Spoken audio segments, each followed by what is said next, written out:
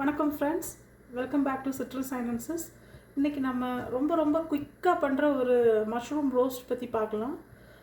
Mushroom pepper roast தான் பண்ண போகிறோம். ரொம்ப குயிக்காக பண்ண போகிறோம். கம்மியான இன்க்ரீடியன்ட்ஸ் வச்சு எப்படி பண்ணலான்னு பார்க்கலாம்.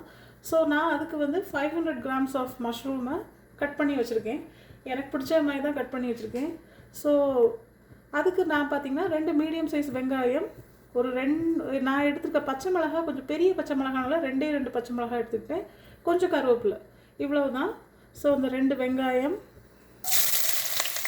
2 பெரிய பச்சை மிளகாய், நீங்கள் சின்ன பச்சை மிளகானா ஒரு 4 சேர்த்துக்கோங்க, 4 5 சேர்த்துக்கோங்க. ஸோ பச்சை மிளகாய், கொஞ்சம் கருவேப்பிலை, இது எல்லாத்தையும் நான் இப்போ உள்ளே போட்டேன். இப்போ இதை நான் நல்லா ஹை ஃப்ளேமில் வச்சு தான் நல்லா சாட் பண்ண போகிறேன்.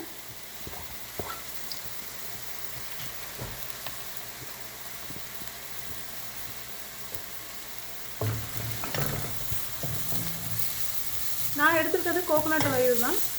கோகோனட் ஆயில் கொஞ்சம் எக்ஸ்ட்ரா ஊற்றிக்கிட்டேன், ஏன்னா நம்ம ரோஸ்ட் பண்ண போகிறோம்ல, அதுக்காக கொஞ்சமாக எக்ஸ்ட்ரா எடுத்துக்கிட்டேன். தேவைப்பட்டாலும் நம்ம திருப்பி ஆட் பண்ணிக்கலாம்.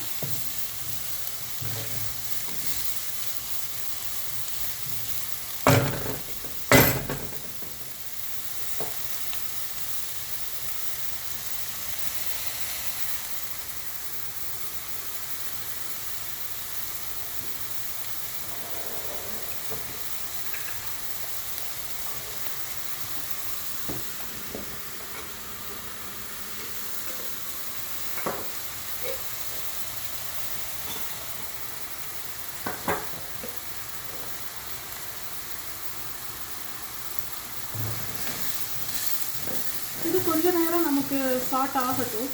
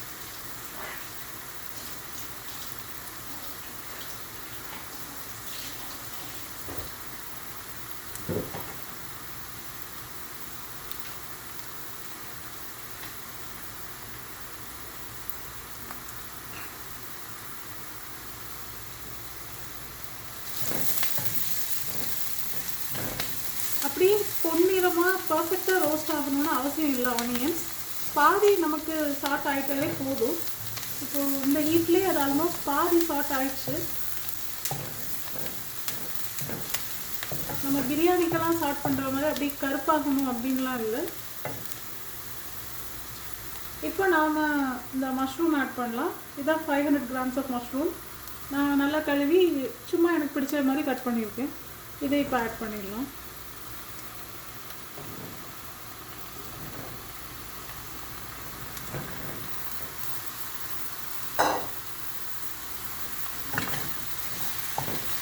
இதையும் இப்போ ஒரு நல்லா மிக்ஸ் பண்ணலாம்.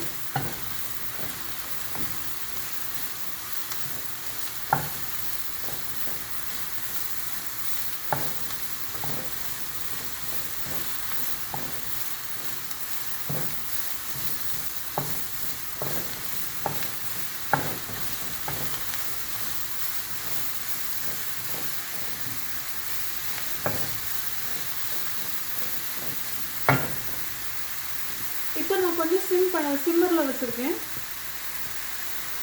இப்போ நம்ம கொஞ்சமாக மஞ்சத்தூள் ஆட் பண்ணலாம். ஜஸ்ட் இதில் ஏதாவது ஒரு ஸ்மெல்லாம் இருந்தால் போதும், கொஞ்சமாக போதும்.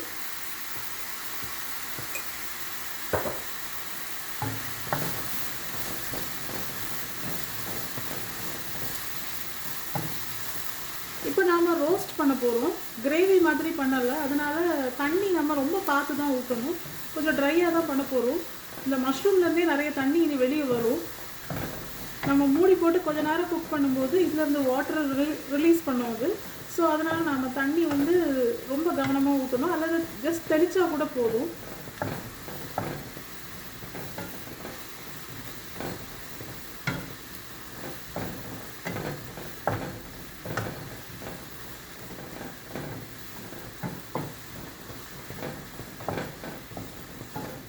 ஸோ இப்போ அந்த மஷ்ரூம் வேகணும்னா நம்ம கொஞ்சமாக உப்பு ஆட் பண்ணிடலாம்.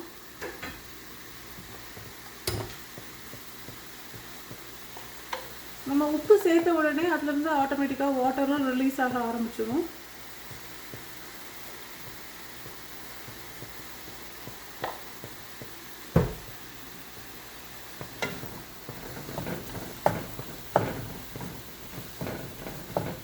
இப்போ வர லைட்டாக பார்த்தீங்களா, இங்கே தண்ணி வர ஆரம்பிச்சிட்டு லைட்டாக. நான் ஒன்றுமே தண்ணியை ஆட் பண்ணாமல் இங்கே தண்ணி வருது. பட் இந்த வாட்டர் நமக்கு வேணும், மஷ்ரூம் கொஞ்சம் குக் ஆகணும்ல. ஸோ அதுக்காக நமக்கு இந்த வாட்டர் இருக்கட்டும். நம்ம லாஸ்ட்டாக அதை வந்து ஹை ஃப்ளேமில் வச்சு நம்ம இவாப்ரேட் பண்ணிக்கலாம். அப்போ இதுக்கு தண்ணியே நம்ம ஆட் பண்ண வேண்டாம். நான் கூட தண்ணி தெளிக்கணும்னு நினச்சேன். இப்போ தண்ணி தெளிக்க கூட வேண்டாம், இதிலே தண்ணி வர ஆரம்பிச்சிட்டு. இப்போ நாம் ஒரு மூடி போட்டு கொஞ்சம் நேரம் இதை குக் பண்ணணும். கொஞ்சம் நேரம் குக் ஆகட்டும், மூடி போட்டுருவோம். இது மீடியம் ஃப்ளேமில். இப்போ நான் கொஞ்சம் மீடியம் ஃப்ளேமில் ஒரு பெரிய பர்னரில் கொஞ்சம் நல்லாவே லோ ஃப்ளேமில் தான் வச்சுருக்கேன். இந்த இதில் உள்ளலே லோ ஃப்ளேம் தான். இது குறைச்சிட்டேன், ஃபுல்லாக சிம்மரில் தான் போட்டிருக்கேன். அப்படி கொஞ்ச நேரம் இருந்து எனக்கு வேகட்டும் அது மஷ்ரூம். இதுக்கப்புறம் நான் ஆட் பண்ண போகிறது 3 மசாலா தான். ஏன்னா நம்ம பெப்பர் ரோஸ்ட்டுங்கிறனால பெப்பர் ஆட் பண்ண போகிறோம், அண்ட் ஜீரகத்தூள் கொஞ்சம் போட போகிறோம், அண்ட் நம்ம வீட்டிலே செஞ்ச கரம் மசாலா. இந்த 3 மசாலாஸுமே இது எங்கள் வீட்டில் பண்ணது தான். உங்கள்கிட்ட இது ஷாப் மேட்னா நீங்கள் அதுவும் போட்டுக்கோங்க, ஒன்றும் பிரச்சனை இல்லை. ஸோ இந்த 3 மசாலாஸ் தான் இங்கே நம்ம ஆட் பண்ண போகிறோம். வேறு இதில் இந்த ரெசிபிக்கு வேறு எதுவுமே கிடையாது. லாஸ்ட்டில் குக் பண்ணி முடிஞ்சதுக்கப்புறம் இந்த மஷ்ரூம் நமக்கு வேகிறது வரைக்கும் நம்ம கொஞ்சம் வெயிட் பண்ணணும். வெந்தாச்சுன்னா அந்த 3 மசாலாவை நம்ம போட்டு நல்லா கொஞ்சம் ஹை ஃப்ளேமில் வச்சு தேவைப்பட்டால் கொஞ்சமாக ஆயிலும் ஊற்றி நல்லா சாட் பண்ணிட்டோன்னா நமக்கு மஷ்ரூம் பெப்பர் ரோஸ்ட் ரெடி ஆகிடும். அண்டு நாம் இதை ரைஸ் கூட வச்சு சாப்பிடலாம். ஈவன் இது கொஞ்சம் ட்ரையாக தான் இருக்கும், ஆனாலும் சப்பாத்தி கூட வச்சு சாப்பிட்டுக்கலாம். குயிக்காக நமக்கு வேலையும் முடிஞ்சிடும். ஸோ கிரேவி டைப்பில் வேணும்னா கொஞ்சம் வாட்டர் ஆட் பண்ணிக்கணும். கொஞ்சம் கிரேவி மாதிரி பண்ணோம்னா நாம் இதில் தக்காளி எல்லாம் ஆட் பண்ணுவோம். இப்போ இதில் நம்ம தக்காளி ஆட் பண்ணாமல் பண்ணுறோம். அது கிரேவி உங்களுக்கு நான் இன்னொரு டைம் போடுறேன், அது கொஞ்சம் வெட்டாக எப்படி பண்ணலான்னு.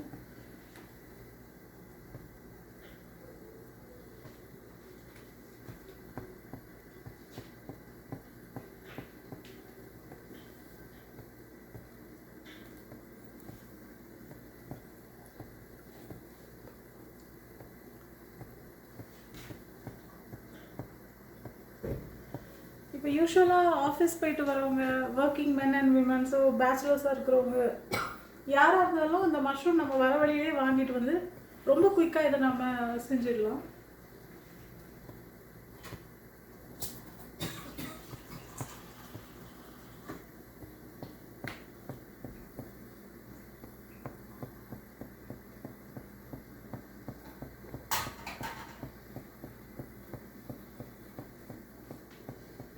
ஃபார் அ ஃபேமிலிக்கு நமக்கு 500 grams ஆஃப் மஷ்ரூம் கரெக்டாக இருக்கும். இங்கே பாருங்கள் எவ்வளோ தண்ணி வந்துடுச்சுன்னு.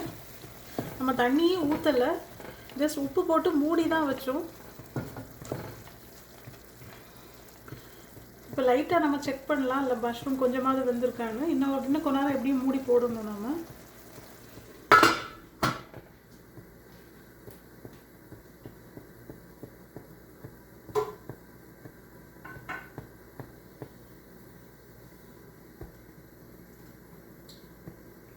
மஷ்ரூம் பாதி வெந்துடுச்சு, இன்னும் ஒரு பாதி தான் நமக்கு வேகணும். உங்களுக்கு கட் பண்ணி காட்டுறேன்.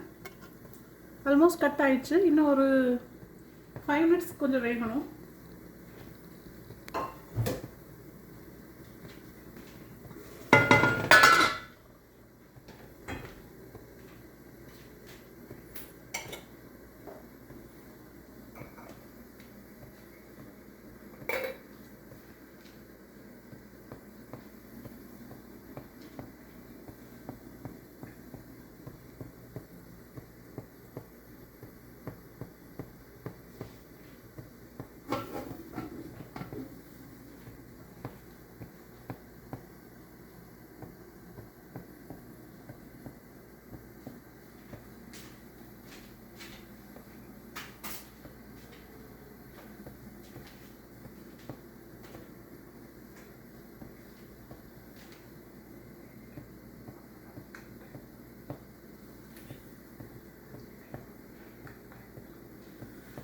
இப்போ இந்த வீடியோவில் நம்ம செஞ்சு உங்கள் ஃப்ரெண்ட்லேயே தான் நான் செஞ்சு காட்டுறேன். இந்த வீடியோஸில் நோ எடிட்டிங். ஸோ எக்ஸாக்டாக எனக்கு என்ன டைம் ஆகுமோ இதே தான் உங்களுக்கும் டைம் ஆகும். ஸோ அதுலேயே உங்களுக்கு இந்த ரெசிபியோட டைம் எவ்வளோ ஆகும்னு தெரியும். அண்ட் இதை க்ளீன் பண்ணி கட் பண்ணுறதுக்கு மொத்தமே எங்களுக்கு ஒரு 10 மினிட்ஸ் ஆச்சு. ஏன்னா 2 வெங்காயம் கட் பண்ணேன், 2 பச்சை மிளகாய் கட் பண்ணியிருக்கேன், கொஞ்சம் கருவேப்பிலை வாஷ் பண்ணேன். அண்ட் இது எல்லாமே நம்ம வாஷ் பண்ணி கட் பண்ணி மஷ்ரூமையும் வாஷ் பண்ணி கட் பண்ணி ஒரு ஃப்ளோவில் பண்ணிட்டோன்னா ஜஸ்ட் 10 மினிட்ஸ் தான் இதெல்லாம் கட் பண்ணுறது. மஷ்ரூம் கட் பண்ணுறதுமே ரொம்ப ஈஸி. ஸோ இதில் குக்கிங் டைம் தான் நமக்கு இப்போ இவ்வளோ நேரம் ஆகுது. ஸோ இதான் ரியல் டைம். பிகாஸ் இதில் நான் எதுவுமே எடிட் பண்ணலை, அப்படியே தான் இப்போ நான் உங்கள் முன்னாடியே தான் குக் பண்ணிகிட்டு இருக்கேன்.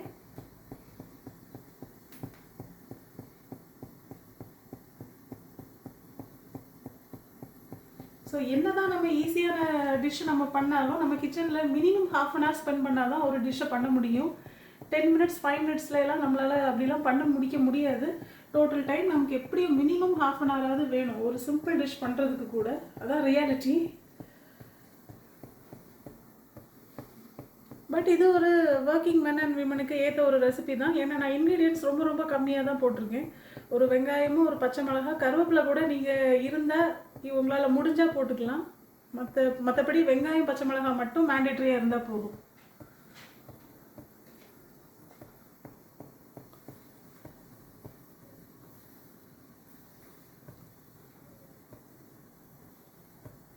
இன்னும் ஒரு 2 மினிட்ஸ் மட்டும் வெயிட் பண்ணுவோம், அதுக்குள்ளே அது வெந்துடும். கூட்டி வச்சு வேக வைக்காதுங்க. கூட்டி வச்சு வேக வச்சிங்கன்னா நமக்கு மஷ்ரூம் வேகாது, தண்ணியெல்லாம் எவாப்ரேட் ஆகி போயிடும், சரியாக குக்காக இருக்காது, கறிய ஆரம்பிக்கும் அடுத்தது. ஸோ கொஞ்சம் வெயிட் பண்ணிட்டீங்கன்னா அது நேச்சுரலாக நமக்கு குக் ஆகும். ஒரு மூடி போட்டிங்கன்னா குயிக்காகவே ஆகிடும்.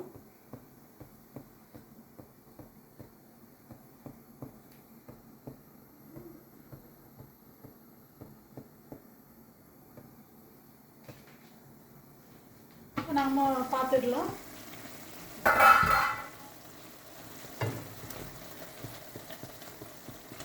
இப்போது நமக்கு தண்ணி கரெக்டாக இருக்குது.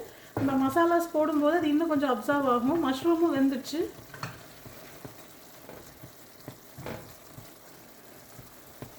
மஷ்ரூம் வெந்துச்சான்னு ஒரு டைம் செக் பண்ணிவிடுவோம் லைட்டாக.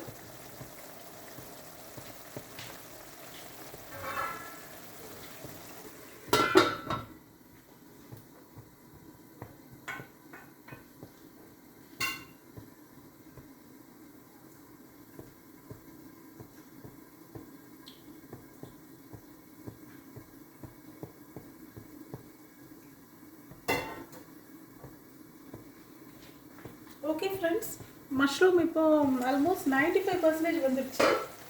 ஒரு 5% நாம் இனி மசாலாஸ் போடுற அந்த கேப்லேயே அது வந்துடும். இப்போவே நான் சாப்பிட்டு பார்க்கும்போது டேஸ்ட் நல்லா இருக்குது, உப்பெல்லாம் பிடிச்சி நல்லா தான் இருக்குது. இப்படியே கூட சாப்பிடலாம். பட் நம்ம கொஞ்சம் மசாலாஸ் போட போகிறோம். அண்ட் மசாலாஸ் பார்த்திங்கன்னா நம்ம பெப்பர் பவுடர் இப்போ நிறைய கொஞ்சம் போடுவோம். ஏன்னா நம்ம பண்ணுற ரெசிபியே பெப்பர் ரோஸ்ட்டு தான். ஸோ உங்களுக்கு பிடிச்சது மாதிரி பெப்பர் போடுங்க. நல்லா ஸ்பைஸியாக வேணும்னா நீங்கள் கொஞ்சம் நிறையவே போடுங்க. கம்மியாக ஸ்பைசினஸ் போதும்னா கம்மியாக போடுங்க. நான் ஒரு 3 டேபிள் ஸ்பூன் ஆட் பண்ணியிருக்கேன். Sorry, teaspoon. 3 teaspoon of pepper போட்டிருக்கேன். ஸோ அதை விடைக்கும் கொஞ்சம் கம்மியாக நம்ம ஜீரகத்தூள் போடணும். அது 3 போட்டிருக்கேன். அதை விடைக்கும் கம்மியாக போதும், ரொம்ப வேண்டாம்.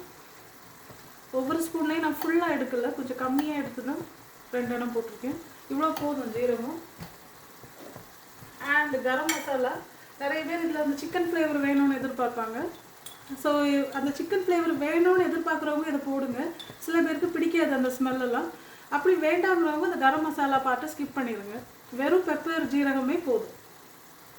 அவ்வளோதான். கரம் மசாலாவும் கொஞ்சமாக போட்டிருக்கேன், ரொம்பலாம் இல்லை. இப்போ நமக்கு உப்பு ஆல்ரெடி கரெக்டாக தான் இருக்குது, நான் செக் பண்ணிட்டேன். ஸோ இப்போ நம்ம ஒரு மிக்ஸ் கொடுத்துடலாம்.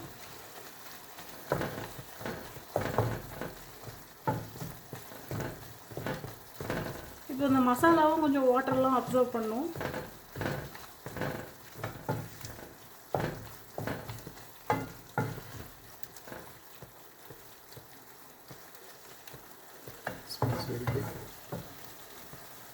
என் ஹஸ்பண்ட் நல்லா ஸ்மெல் அடிக்கி, நல்லா ஒரு ஸ்மெல் வருதுன்னு சொல்கிறாங்க.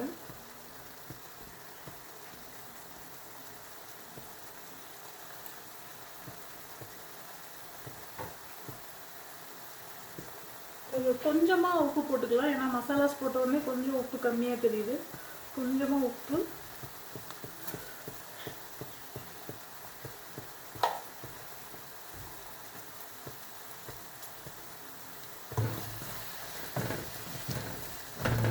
வாட்டர் குறைஞ்சிச்சு. இப்போ வாட்டர் குறைஞ்சிச்சு. நான் இன்னும் ஹை ஃப்ளேம்லேயே வைக்கல.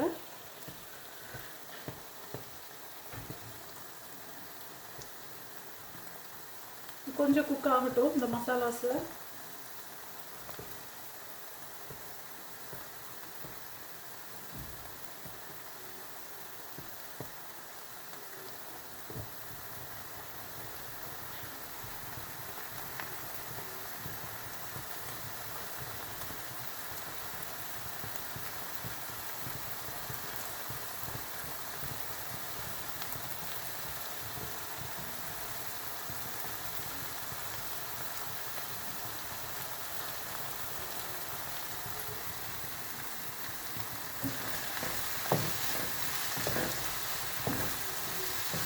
இப்போ தண்ணி எல்லாம் இவாப்ரேட் ஆகிடுச்சு. நமக்கு மேக்ஸிமம் தண்ணி இவாப்ரேட் ஆகிடுச்சு. கொஞ்சோண்டு தான் இருக்குது, லைட்டாக ஒரு வெட்னஸ் இருக்குது. இது நீங்களே பார்த்துருப்பீங்க, நம்ம எந்த தண்ணியுமே இதில் ஆட் பண்ணலை. ஆட் பண்ணாமே வந்தது தான் எல்லாமே. ஒரு ட்ராப் கூட நம்ம வேறு வாட்டர் எதுவும் ஆட் பண்ணல. சப்பாத்தி சாப்பிட்னா இந்த ஸ்டேஜ் போதும். இது இப்போ இந்த ஸ்டேஜ் பார்த்தீங்கன்னா ஐடல் ஃபார் சப்பாத்தி. இதுவே ஒரு சப்ஜி மாதிரி இருக்குது பார்த்தீங்களா, கொஞ்சம் வெட்டாக அப்படி இருக்குது. ஸோ இப்படியே நம்ம சாப்பிடலாம், சப்பாத்திக்கு ஏற்றது. இன்னைக்கு இன்னும் கொஞ்சம் ட்ரை ஆக்கணும்னா நம்ம இன்னும் கொஞ்சம் நேரம் அதை விடுவோம். இதுக்கு மேலே நமக்கு மஷ்ரூம் ட்ரையாக வராது அப்படின்னா இன்னுமே நம்ம பெருசாக போட்டு இன்னும் பெருசாக கட் பண்ணால் தான் நமக்கு இன்னும் கொஞ்சம் ட்ரையாக இருக்கும். அல்லது இது இந்த மாதிரி ஒரு கன்சிஸ்டன்சியில் தான் இருக்கும். இது ரைஸோடையும் நம்ம வச்சு சாப்பிட்றலாம். இதையே மிக்ஸ் பண்ணியே நம்மளால் சாப்பிட முடியும்.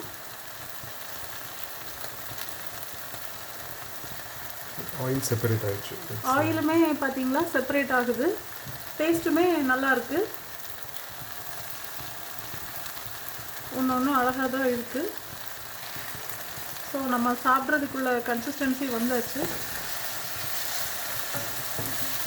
ஸோ இது ஒரு ideal for bachelors and working women, working men, மென்னுமே செஞ்சிடலாம் அந்த ரெசிபி. இப்போல்லாம் எல்லார் வீட்லேயும் பெப்பர் பவுடர், ஜீரகத்தூள் இல்லாத வீடே இல்லை. அது இருந்தால், மஷ்ரூமும் இருந்தால் நம்ம ஒரு வெங்காயத்தை வெட்டி போட்டு செஞ்சிடலாம். ஸோ கண்டிப்பாக இந்த ரெசிபியை ட்ரை பண்ணுங்கள் ஃப்ரெண்ட்ஸ், மிஸ் பண்ணாதீங்க.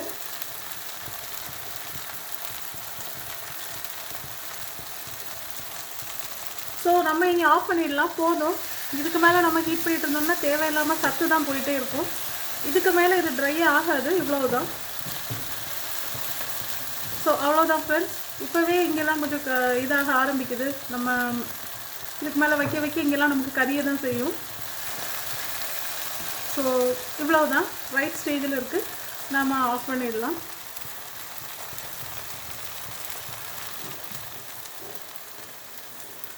ஸோ அவ்வளோதான் ஃப்ரெண்ட்ஸ், இந்த குயிக்கான மஷ்ரூம் ரெசிபி ரொம்ப ரொம்ப ரொம்ப சிம்பிளாக பண்ணியிருக்கேன். இதை கண்டிப்பாக மிஸ் பண்ணாமல் ட்ரை பண்ணுங்கள். என்னோடய வீடியோஸ்லாம் உங்களுக்கு பிடிச்சிருந்தா kindly like, share and subscribe பண்ணுங்கள். Thank you friends.